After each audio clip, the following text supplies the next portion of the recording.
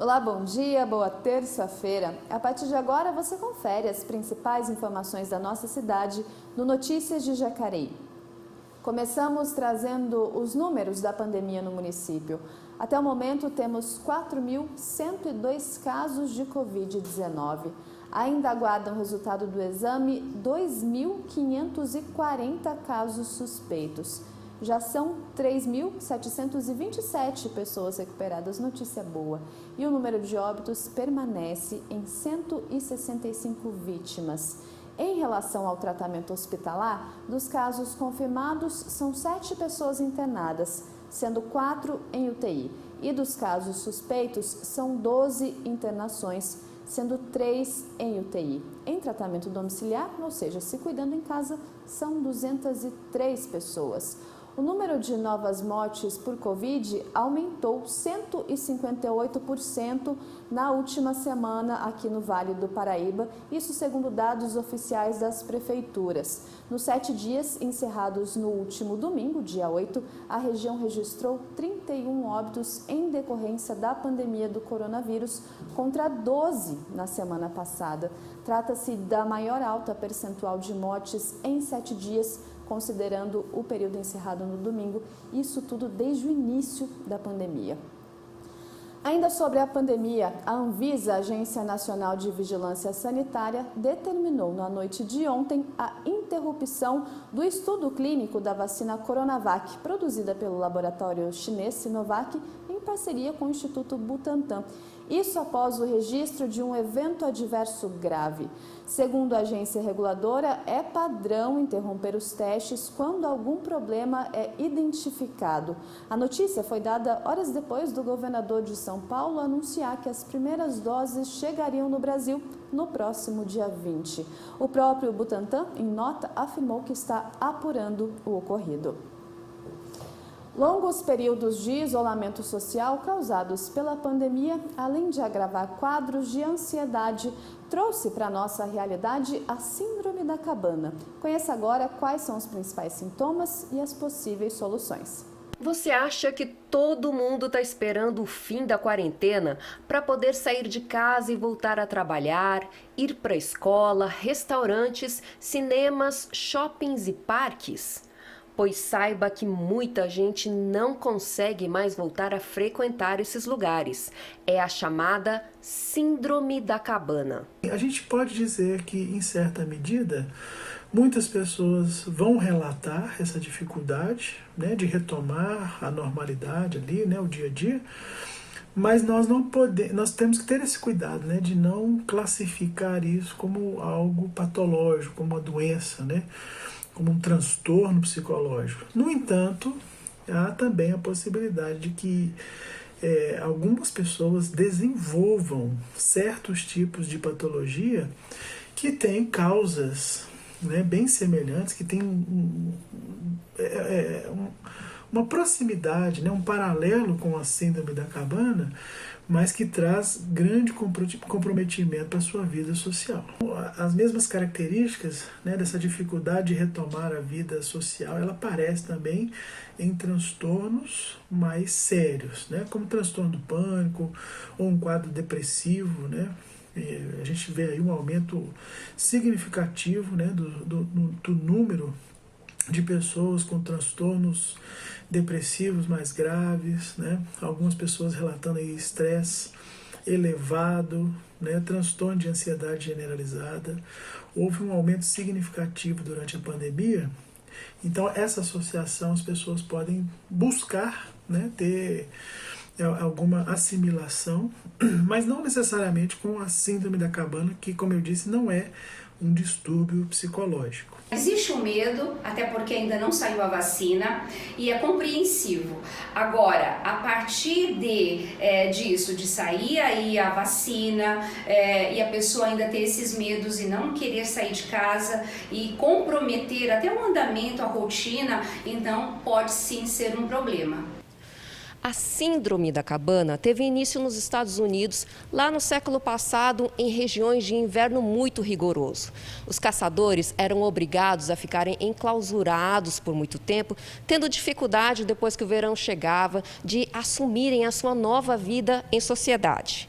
Aqui no Brasil aconteceu a mesma coisa. Com o isolamento social que começou em março deste ano, muitas pessoas também estão tendo dificuldades para retornarem às suas vidas normais. A motivação reduzida, a gente escutou bastante relatos das pessoas, né? Quanto mais tempo a pandemia foi durando, mais as pessoas foram reduzindo as suas motivações, né? Porque elas esperavam uma resposta mais rápida e com o passar do tempo, né?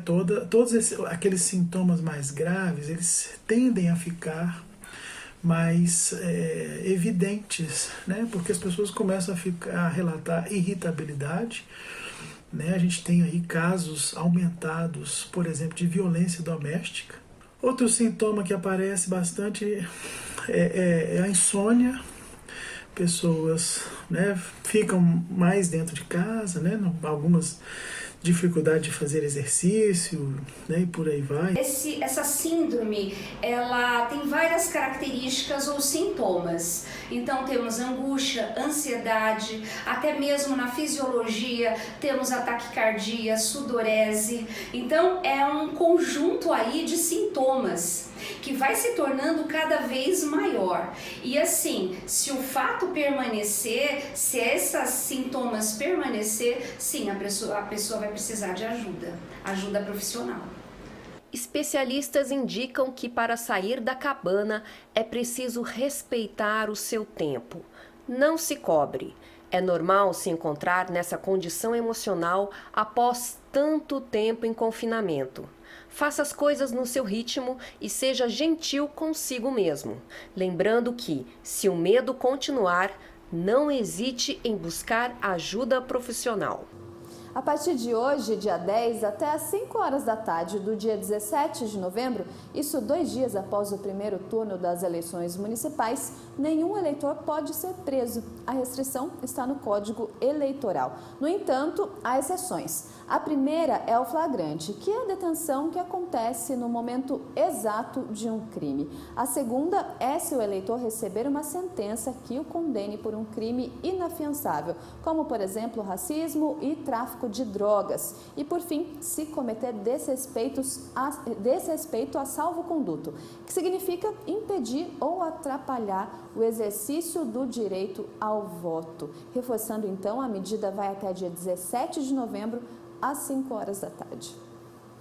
Candidatos e eleitores devem ficar atentos às regras da Justiça Eleitoral. Entre as proibições no dia da votação estão manifestações coletivas, uso de alto-falantes, carreata, distribuição de propaganda política também.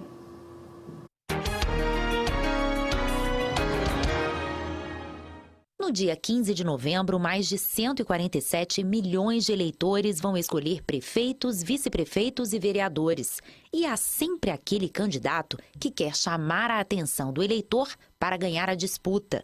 Por isso, fique ligado. Há algumas regrinhas que devem ser seguidas. Vamos lá. É permitida a manifestação individual e silenciosa do eleitor, como, por exemplo, o uso de camisetas, de bandeira, de broches e a utilização de adesivos em veículos particulares. Também está autorizada a propaganda que foi divulgada na internet antes do dia da eleição. E em tempo de pandemia, o uso da máscara é obrigatório nos locais de votação. Aquele eleitor que eventualmente procurar insistir em ingressar nos espaços do local de votação ou da própria sessão eleitoral sem utilizar a máscara, ele poderá ser excluído desse ambiente por determinação do presidente da sessão ou do juiz eleitoral, que poderão inclusive solicitar, se for necessário, o uso de força policial. Essa é uma medida que foi determinada no plano sanitário do TSE para a segurança coletiva de todos e realização das eleições com a mais absoluta tranquilidade e segurança em relação à prevenção da transmissão do coronavírus, mas é importante que cada um faça a sua parte nesse aspecto. É proibida a manifestação coletiva até o término da votação e também não é permitido promover a desordem ou a concentração de eleitores para impedir ou fraudar o exercício do voto.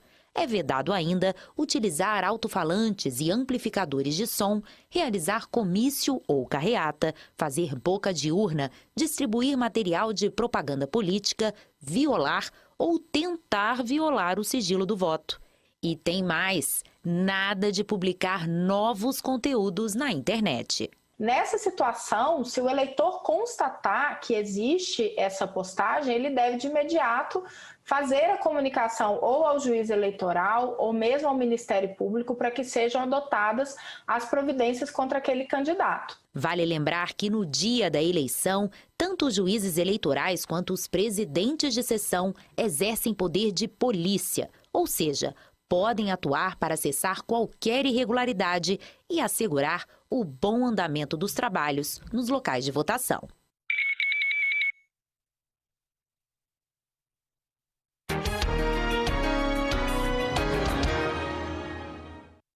Um estudo realizado pela consultoria iDados revela que negros com ensino superior completo têm mais dificuldade para encontrar emprego qualificado.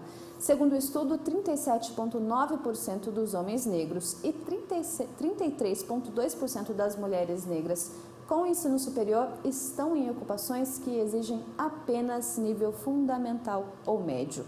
Um mapeamento realizado pelo Centro de Estudos das Relações de Trabalho e Desigualdades em vários setores da economia também ajuda a identificar como a presença de trabalhadores negros é baixa nas áreas que demandam alta qualificação e especialização, mas cresce em atividades que não exigem diploma em nível superior. Infelizmente, o racismo totalmente presente ainda na nossa sociedade. Neste mês acontecem as inscrições para a Lei Aldir Blanc aqui na nossa cidade. A lei emergencial é um apoio público que visa dar amparo à classe artística e cultural de todo o país que foi afetada pela pandemia do Covid-19. Nascido no Rio de Janeiro, Aldir Blanc ingressou no curso de medicina aos 20 anos de idade, mas deixou a profissão para se dedicar exclusivamente à música. Durante a sua carreira, teve composições importantíssimas na história brasileira, como O Bêbado e a Equilibrista, interpretada pela cantora Elis Regina. O Jaime Aylin é musicista. Ele nos conta a relevância do Aldir Blanc não só para sua carreira, mas para a arte brasileira. Eu e a Nair Cândia conhecemos o Aldir na década de 70, durante a campanha pela regulamentação do direito autoral no Brasil. As letras do Aldir são principalmente desconcertantes. O simples e o absurdo, como por exemplo no Tá lá o corpo estendido no chão. Aparece um camelô para vender bugigangas, um vereador para fazer campanha, tudo em cima de Vossa Excelência o defunto que estava ali no chão. A sensualidade também é muito presente, o humor, o sarcasmo e personagens suburbanos hilários. Aldir faleceu no início deste ano, vítima do coronavírus. E a Lei Emergencial Federal número 14017 homenageia o escritor e compositor carioca. A legislação visa dar amparo ao setor cultural no Brasil, que foi um dos mais impactados pela pandemia do Covid-19. E Jacareí foi uma das cidades beneficiadas pela Lei Aldir Blanc. Serão mais de R$ 1.500.000 para a manutenção da classe artística e cultural aqui da cidade. O Binho Perinotto, diretor de cultura da Fundação Cultural de Jacareí, explica o funcionamento da lei no município. Aqui em Jacareí, a gente tem 3 editais. São os editais de subsídio para espaços culturais, que é R$ 10.000 para cada proponente. Quem pode propor é a pessoa jurídica e vai ter acesso a esses R$ 10.000 para pagar contas do espaço físico, aluguel, água, luz, telefone, internet, coisas nesse sentido. A outra categoria é o Equipa Cultura Jacareí, que serve para que pessoas físicas, representantes de grupos que podem não ter CNPJ. Ou empresas, portanto pessoas jurídicas, desde que sendo da área artística e cultural, e quem tem acesso a esse recurso, ele vai estar podendo comprar equipamentos, instrumentos, materiais diversos, justamente para se equipar nessa retomada em 2021. E a terceira modalidade, ela é o edital chamado Diversidade Cultural de Jacareí. Terão ao todo 120 vagas disponíveis. Para cada uma delas, o valor é de R$6 mil. A lei emergencial teve seu desenvolvimento pensando na facilitação durante a pandemia. As inscrições, portanto, acontecem de graça e a documentação exigida é simplificada para acesso aos artistas e produtores. Você pode participar até dia 13 de novembro, às 5 horas da tarde. Para inscrição e mais informações, é só acessar o site da Fundação Cultural, fundaçãocultural.com.br. E não esquecer da importância dessa política pública para o país. O setor cultural gera milhares e milhares de empregos diretos e indiretos, movimenta a hotelaria, o setor alimentício, de roupas, de transportes. Quando a gente vê um show, uma peça de teatro, a gente não imagina a quantidade de trabalhadores que estão ali para tornar aquele evento possível. É muito importante uma lei como esta, aliás, como toda a lei de incentivo à cultura, que gera milhões e milhões de postos de trabalho neste imenso Brasil. Lembrando então que as inscrições vão até sexta-feira, dia 13, e estão disponíveis pelo site da Fundação Cultural de Jacareí. O NJ fica por aqui, mais informações sobre o Poder Legislativo você confere em nosso site e as atualizações sobre o novo coronavírus você acompanha no portal de informações da Prefeitura. Amanhã, a partir das 9 horas da manhã, tem sessão ordinária ao vivo e a gente se vê na quinta-feira. Tchau!